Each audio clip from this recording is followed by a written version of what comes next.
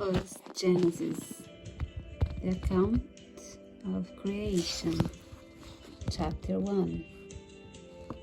In the beginning, God created the heavens and the earth. The earth was formless and empty, and darkness covered the deep waters. And the Spirit of God was hovering over the surface of the waters. Then God said, "Let there be light." And there was light.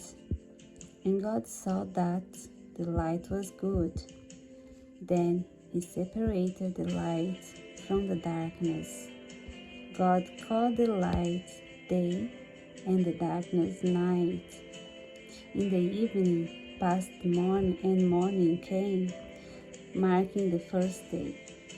Then God said, "Let there be a space between the waters, to separate the waters of the heavens from the waters of the earth." And that is what happened. God made this space to separate the waters of the earth from the waters of the heavens. God called the space sky. And evening passed and morning came, marking the second day. Then God said, "Let the waters beneath the sky flow together into one place, so dry ground may appear." And that is what happened. God called the dry ground land, and the water seas. And God saw that it was good. Then God said, "Let the land sprout with vegetation, every sort of seed-bearing plant, and trees that grow seed-bearing fruit. These seeds will then produce the kind of plants and trees from which they came." And that is what happened. The land produced vegetation, all sorts of seed-bearing plants, and trees with seed-bearing fruit.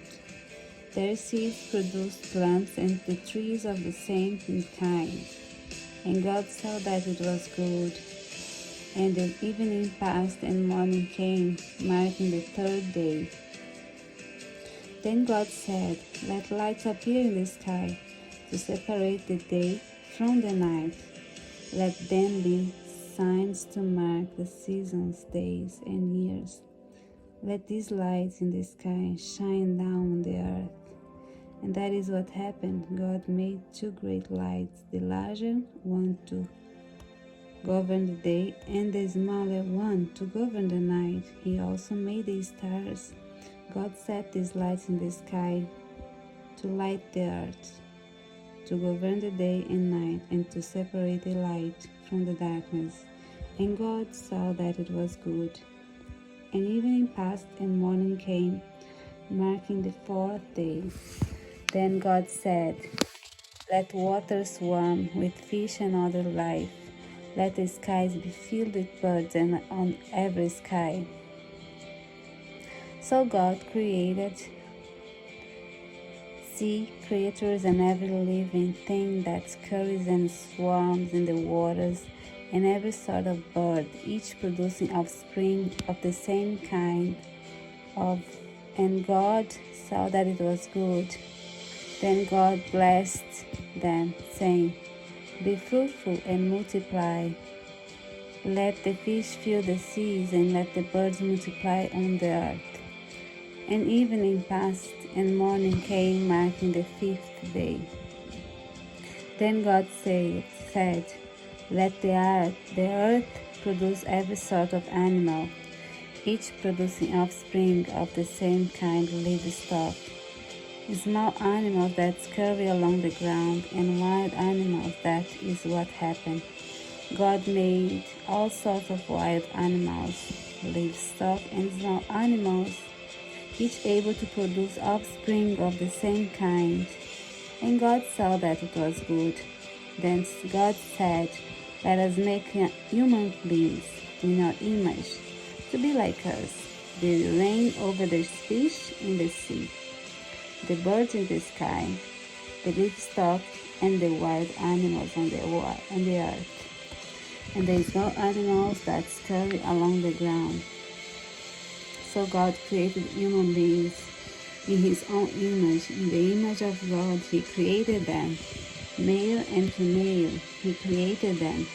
Then God blessed them and said, "Be fruitful and multiply, fill the earth and govern it, reign over the fish in the sea, the birds in the sky, and all the animals that scurry along the ground."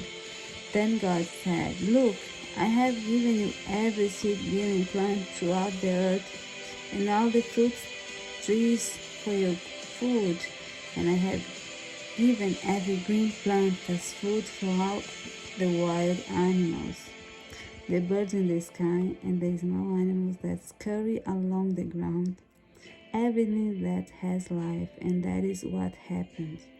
Then God looked over all he had made, and he saw that it was very good. And evening passed, and morning came, marking the sixth day. Genesis chapter 1.